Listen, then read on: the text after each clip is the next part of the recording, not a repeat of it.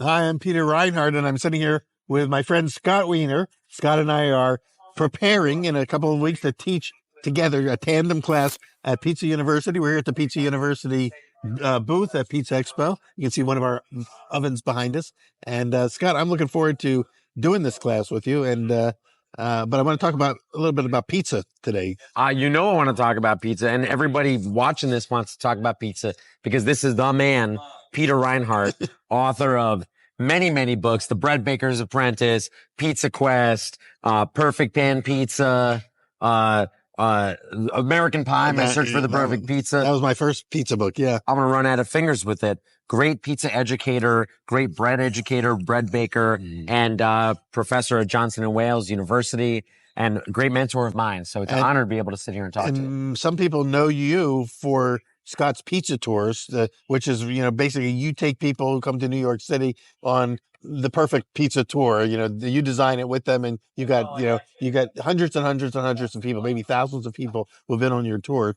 So that's one thing, one of the many things you do. You're also the head judge here at the pizza competition. One of the lead judges. I'm not quite the head judge.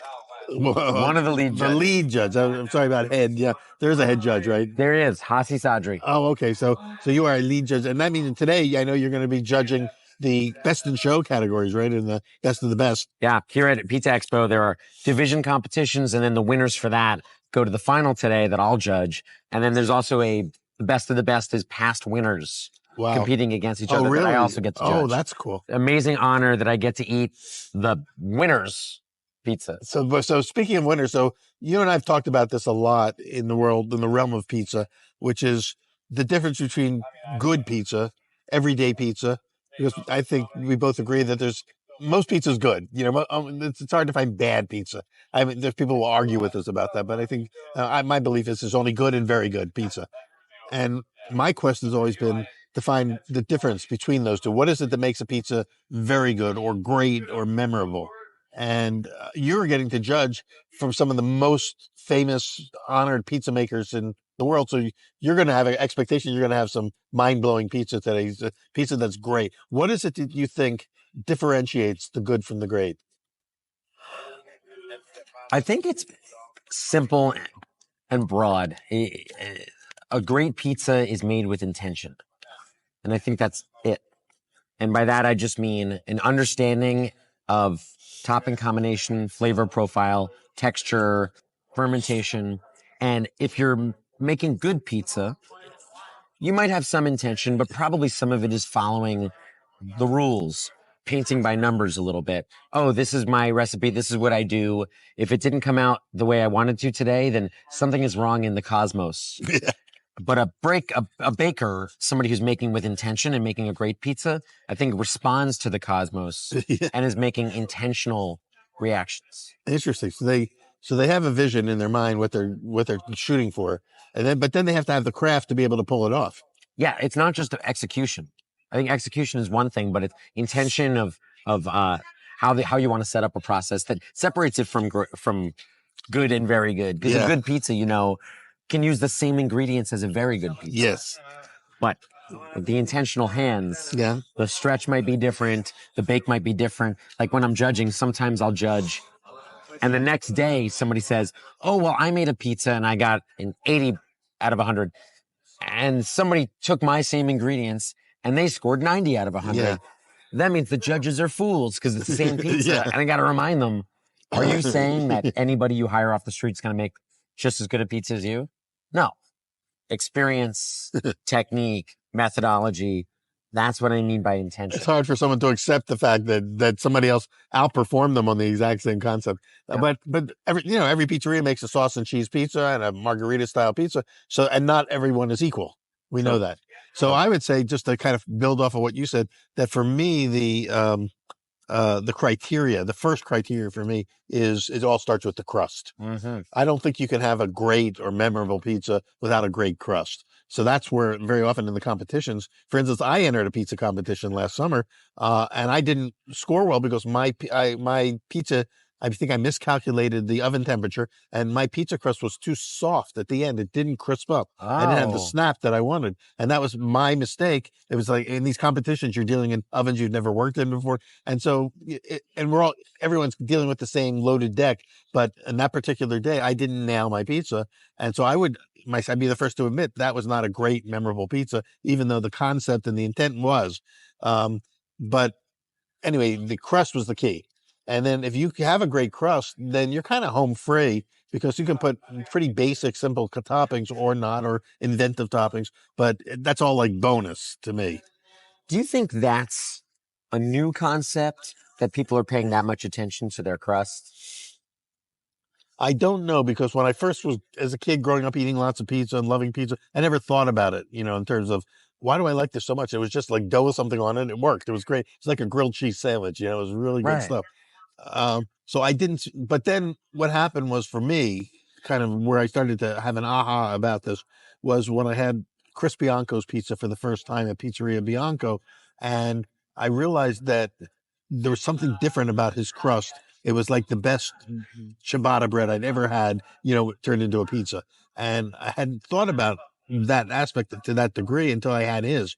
And then I realized, other than that, the toppings that he's using were good, but that wasn't the differentiator. It was that crust something about that changed and it elevated it from being an 80 to 100 because it was it was so satisfying. That was the part. So I started thinking about other places where I've had memorable pizzas or the destination pizzerias that I've gone to. And you've gone to far more than I have. I mean, I've been on a pizza quest, but you live the pizza quest. You've done TV shows where you've gone to some of the most unusual pizzerias and at least in the East Coast, but you personally have gone. I mean, I know you're flying out to California today to go to a pizzeria, in Laguna Beach. So you really are living the pizza quest.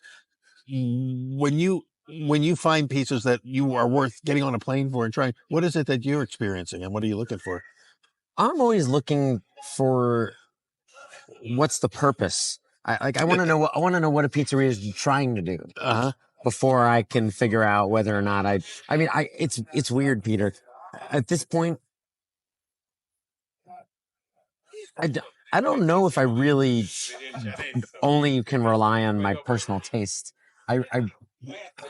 It's funny. It's like the function of where my brain goes is not just about, oh, let me go to this pizzeria, not know anything about it, just eat it. I kind of want to know what's the intention before I Do you eat find it. that when you talk to It's weird. the guys who make it, that they have thought it through and they have intention about what they're doing? I know that Usually, yeah, and some of the people we know, like John Arena and Brian Spangler and the people that we hang out with, they all think deeply about their pizzas. But do you see that across the board? I think more and more people are. But if I eat a pizza and maybe I like it, or maybe I don't like it, I want to know, well, wait a second, what were you trying to do with this? And if they say, oh, I was trying to make a very soft, slightly undercooked, blah, blah, blah, maybe they're describing something that I don't personally like. Uh-huh. Then at least I'll be like, oh, well, you nailed that. You did. Yeah. And then it's just, it's not for me. It's not yeah.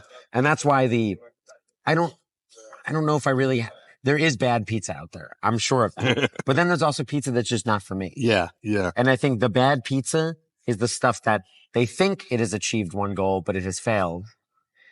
Good pizza is that it has set a goal that I like and it has succeeded. And then there's the pizza that's kind of missing the point where they've set a goal, which is something that I don't like. They've achieved that goal. And then it's sort of, okay, it's just not for me. Well, you've had many styles of pizza, many kinds of pizza. Right now, I know we're having debates in the pizza world about terminology. When I first wrote my first book, I talked about Neapolitan and then neo-Neapolitan and Sicilians. And there are these styles that were pretty commonly known. Those definitions have kind of narrowed. Now it seems like there's new terminology coming in. Like I hear the term Neapolitan-ish.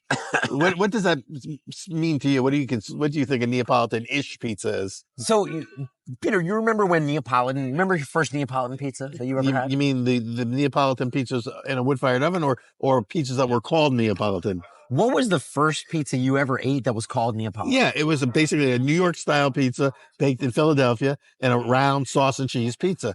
And I said, what is this? They go, it's a Neapolitan pizza. And I only learned much later that they meant essentially it was inspired by the pizzas from Naples. So there's a pizzeria near me in Brooklyn. You go in and there's two pizzas sitting on the counter.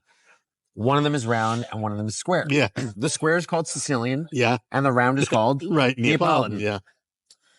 And that's because when pizza came to America, it came from Naples, round bread dough, flattened out, weighed down with topping, and then baked on the floor of a really hot oven. And so the pizza that came from that, coal-fired pizzas, and then the gas-fired pizzas, the stuff that you were eating as a kid, that was just still called Neapolitan pizza. Yes. Because the only differentiator was the shape. Round versus square. Now, we have, not only do we have more exposure, more people get to travel more easily now than they were in the 50s and 60s and 70s. We can travel by going on a phone and looking at places. And we see stuff on TV all the time. All the time. And now our definition is much broader also because as pizza has moved to more places, it's changed. And when you say regional style or the idea of terminology, in my opinion, or from my experience, we use a different term when there's enough of a differentiator that makes it different that we need to call it a different word so we know what the heck we're looking at. So in other words, if you have a real thin Sicilian-ish pizza and a thicker one, that's why the thin one now there's terminology people call it a grandma pizza. Exactly. Yeah. But in the 50s, people were making those and they were just calling them thin Sicilian pizzas. They just called them pizza. Yeah. So as time goes on, we have more terminology because there's more points of differentiation. Yeah, exactly. But Neapolitan-ish is an interesting one because when you say Neapolitan pizza today, what is that? Define the new definition, you tell me. Start with Neapolitan, just Neapolitan. What is that pizza? Well, okay, my interpretation of the word Neapolitan means that it was inspired by the pizzas of Naples. Mm-hmm. Neapolitan means Naples. So it usually means round pizza with sauce and cheese. But in the last few years with the wood-fired oven boom, and the pizzerias, pizza makers coming over from Naples who grew up in this system, baking a 60-second pizza at 800 degrees, they called those pizza napolitana. And that became the new definition of Neapolitan. Neapolitan now means wood-fired, baked in 60 to 90 seconds. And that's Neapolitan. And then everything else has become Neapolitan-ish. That's funny. I love it. Like, because that pizza, that is the original Neapolitan pizza. Exactly. It's our definition with all pizzas that are around in Neapolitan is just the wrong one. Yes. But it stuck with us. Because it came over from Naples, and they were baked in coal-fired instead of wood-fired ovens. They were baked, and they were harder flour and crisper and longer bakes. It became a different, but it still was called Neapolitan. Yeah. And I think now we realize that Neapolitan pizza, for me, Neapolitan pizza is the pizza of Naples. Hot, fast, not cut up for you. I mean, and then the Neapolitan-ish, or sometimes people will just say Neapolitan style. Like it's not Neapolitan pizza, it's Neapolitan style. Yeah. Neapolitan-ish. Neo-Neapolitan. Neo-Neapolitan. Sometimes I call it Neo-Neapolitan. Or I just did a lecture yesterday about pizza styles. And I went over a whole list of a place that called it Kenoshapolitan because they're in Kenosha. Kenoshapolitan. Midwesternapolitan or something like that. And then a place that called it Brewapolitan because they're in a brewery.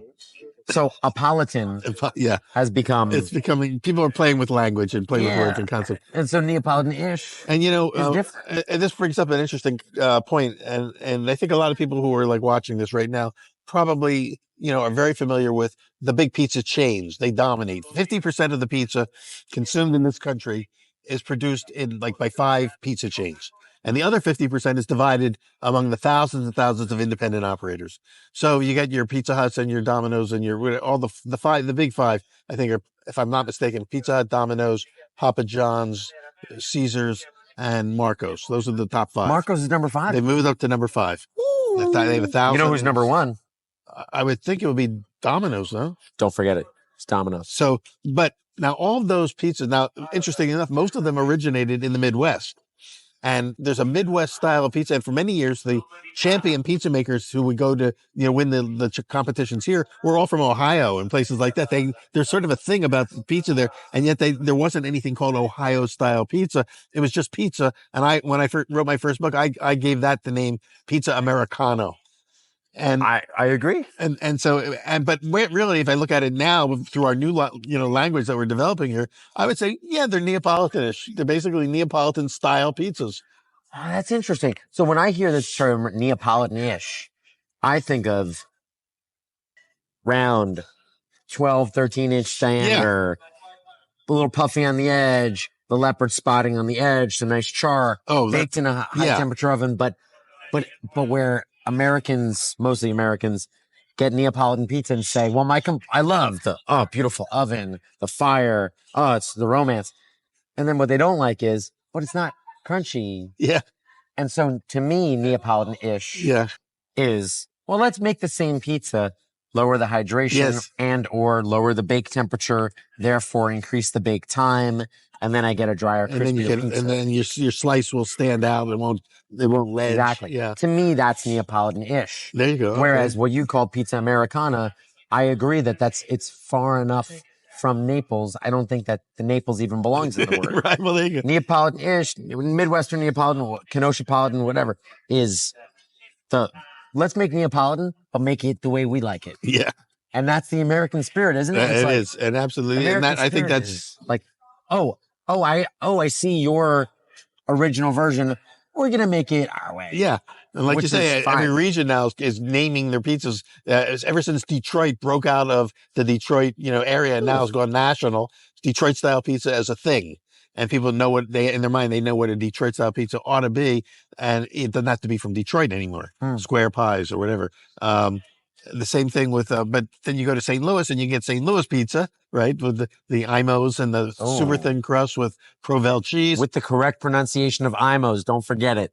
Did I say it right? Yeah. There you go. That's the family name, but everyone calls it Emos. Oh, is that right? Well, that's what I heard. That was one of the few places in my quest that I got to actually have the pizza. But a lot of people from St. Louis are in love with the style of pizza. Very few people outside of St. Louis. It hasn't broken out the way Detroit pizza broke out. Right. And it hasn't gone national. There's something about it's so distinctly St. Louis style that you almost have to be from there. But it wouldn't surprise me one bit that somebody wins pizza competition here at Pizza Expo making that style of pizza, then all of a sudden everybody's going to jump on the bandwagon.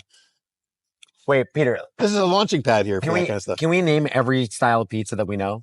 Let's go back and forth. Okay, let's see. And we'll you name one, I'll name one. Let's see how far we get. You probably beat me on this one, but just for fun. Well, St. Louis style is one. St. Louis style. Okay, I'm gonna keep track on my hand. Okay. St. Louis style. I'm gonna say New York style. Detroit style. Roman pizza tonda. Yeah, Roman pizza. And when you say tonda, that means baked in the round one. It means the round pizza. And then there's the Roman style pizza, Italia. Yeah, Italia. Yeah, which is more square style. That's the square one baked in a pan. Okay. Right. Let's say Midwestern tavern style. Tavern style, thin crust, lots of cheese, which is also could be called New York style bar pizza. Whoa, but which is different. Yeah, is it? Yeah. But not much. I would call it because bar pie. I think it's round, topping up to the edge, cut into triangles. Tavern style is the square cut. Okay. More crispy, even flatter, more dense. Are we counting it as a different style? We'll say they're similar. Okay. They're variations on a theme. And then there's also tavern style. There's the tavern style. There's the parlor style. I'm sorry, the parlor what's style. The parlor? Well, that's like Shakey's Pizza Parlor. Oh! Was the originator. There's hardly any Shakey's left, but at one time, they were all over the country. Yeah, there's still a few left, and they're coming back. But that was also another variation of the bar tavern style pizza. And that was more of a West Coast name for that style of pizza. Wow. Yeah. I'll go New Haven. New Haven style, which we think when we hear that, we think coal fired, right? Yeah, I think of Pepe's and Sally's. Yeah. And modern. Yeah. And of course, there's coal fire in New York City too. So, that's a style. And we don't call them New Haven style, even though they're exactly the same. I think they're different. I think that the New York coal oven is different from the New Haven. Oh, well, there you go. Because the New York still has more flexibility and a little bit more chew, where the New Haven seems to be more dense, crisp. Yeah. So New York style coal oven pizzerias that would fit that would be like John's, would you say? Absolutely. And Lombardi's is not anymore. No more coal oven there. Oh, yeah, really? So what do they do now? It's electric oven. No kidding. It's still good. Oh my God, 100-year tradition just It's wild. shut the hell, you know. Yeah, Patsy's in Harlem. Patsy's, yeah. Totono's in Coney Island. Yep, those are the original coal-fired New York version. Old school Arturo's on and Nelson actually, Street. New Haven really grew out of the New York style, right? It didn't. Interestingly enough. Well, we'll see. Then I have wrong history here. Well, because so people ended up directly in New Haven. Did not stop in New York and live there for 6 months. They didn't like work at Totono's and then move up to New Haven? No, not as far as I know. Oh, let's see that. For some reason, I had a story that one of the guys, might have been Frank Pepe, had worked at Totono's at some point in his life. He definitely did not work at Totono's because he was in New Haven before Totono's opened. No, okay. Well, there you go. So you see, we're still learning, right? We're always learning. This is incredible. It's always that's why when we hang out together, we always learn all this. That's right. I didn't know. I forgot about parlor style. Yeah. Well, what about grandma's pizza? Well, the grandma pizza is, like you said earlier, that's like a thin Sicilian. And it really came into popularity only, 20, 30 years ago, would you say? I would argue that its name became common 20, 30 years ago. Yeah. But that it had already been a thing. Yeah. But not so popular. Maybe popular in the past 10 years. So there was like Umberto's and King Umberto's who were vying for ownership of that name. But now it's gone national. Yes. Grandma style pizza is national. It's for real. And I think that's part of the phenomenon of this whole pizza thing is that things that are local for a while can break out of that box and go national, as we've seen with Detroit style. We think maybe the Roman style could do the same thing. It hasn't quite happened yet. Yeah, we're waiting and seeing. I wonder. I think, again, you talked about intentionality. It's a difficult pizza to make at the highest level. Yes. You can make it at an average level, but you can't make it excellent unless you know what you're doing. I think an average Roman pizza al taglio is just a bad Sicilian pizza. You know what I mean? An average one, yeah. But when it's done well, it can be life-changing. I just think that if it's made poorly, it's basically like Sicilian pizza. When it's made well, it's transcendent. Oh, here's another style that we haven't talked about. It's just starting to get a little bit of traction. Pinza. Oh, yeah. The pinza style. Soy flour, rice flour, wheat flour. Yeah. It's a pre-made crust, soft and pillowy. And then you top it and it's already pre-baked. And then it's very light and soft. So it's not as thick as a focaccia, but it almost has a bread-like quality. And it's similar to pizza impala. And pizza impala, meaning that it's baked directly on the hearth. It's on the hearth, served on the peel, but that it's like looks like a pizza, but it's not made with rice flour or soy flour. That's kind of like the pizzas you get in Rome. It's another variation of Roman style, but it's baked. When I was there, they called it pizza al planco. Just because they put it in the oven with this plank and kind of jiggled it off this long peel. Same thing, same thing. Yeah. Campo de Fiore is famous for that. Oh, I love Campo de Fiore. Antico. Yeah, the forno at Campo de Fiore. Yeah. So wonderful. Oh. So this and bottom line of all this, before we run out of time talking about this, is that there's so many ways to do pizza. Pizza is not just one thing. True. But if we had to define it as one thing, one definition, and I'm not sure if it's the only definition or the best, but is dough with something on it. Sounds good to me. And there's something magical about dough with something on it that works. You know, there's it's basketball season right now, and one of the great basketball rivalries is Duke against North Carolina, University of North Carolina. I live in that area of the country, and it's such a big thing when they play each other. And the announcer, I forget his name, the guy who does play-by-play for a lot of these games, he says this is his favorite game of the year when they play each other because that rivalry. This game always delivers. It always delivers, and I think there's something about dough with something on it always delivers because it delivers flavor ultimately. Yeah, and then it's all about developing the craft to deliver the best flavor, the full potential of flavor trapped in those ingredients. The flavor that you like, that's the flavor that you were going for. Whether or not other people like it is up to them. That's right. And where you grew up eating pizza might be a big factor on the style that you like. Yeah. If you grew up in St. Louis, you're not going to be, a big fan of the deep dish, maybe, That's another one we didn't even mention. We didn't even mention deep dish pizza. Yeah. We didn't mention home run Quad Cities pizza. And what's the one in upstate Pennsylvania? Old Forge style. Old Forge style, yeah. Altoona style. Have you ever heard that? I've heard it. I've never had it. Have you had it? You've had it, right? I have not had it. Oh my gosh! Is there a pizza you haven't had yet? I'm not planning on it. It's very bready or what? Search it. let's just say American cheese is great on a grilled cheese and on a burger. And that's where it's best. Well, I loved used to do a TV show with Mark Iacone, where you would go to pizzerias doing unusual stuff and then debate and argue over whether it was really pizza or not. Right? Is it dough? Is it really dough? Really dough. And most of the time you were kind of like more like giving them the benefit of the doubt, and he was kind of like, I'm a purist. It's good, but it ain't pizza. Mark's a confused guy. I'm there to help him figure things out. But the dynamic between the two of you was great. So I hope you go do some more of those someday.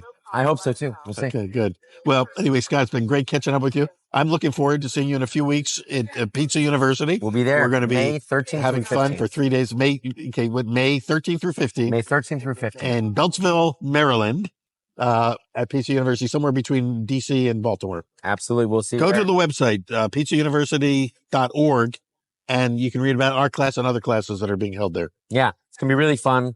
3-day intensive educational course, and hanging with me and Peter, asking us anything, and hopefully we'll have some good answers. We'll give you an answer, whether it's... And if we don't have an answer, we'll find an answer. That's true. We'll call up somebody smarter than us. And good luck today. You get to do something fun. You get to judge the best of the best. Very excited about that. Yeah, Peter. yeah. And, I have to leave, so I won't be here when you do that. So I'll call you and find out if anything, any breakthroughs, any like aha moments. With yeah. I hope so. All right. Thanks a lot. We'll see you at Pizza University. See you there.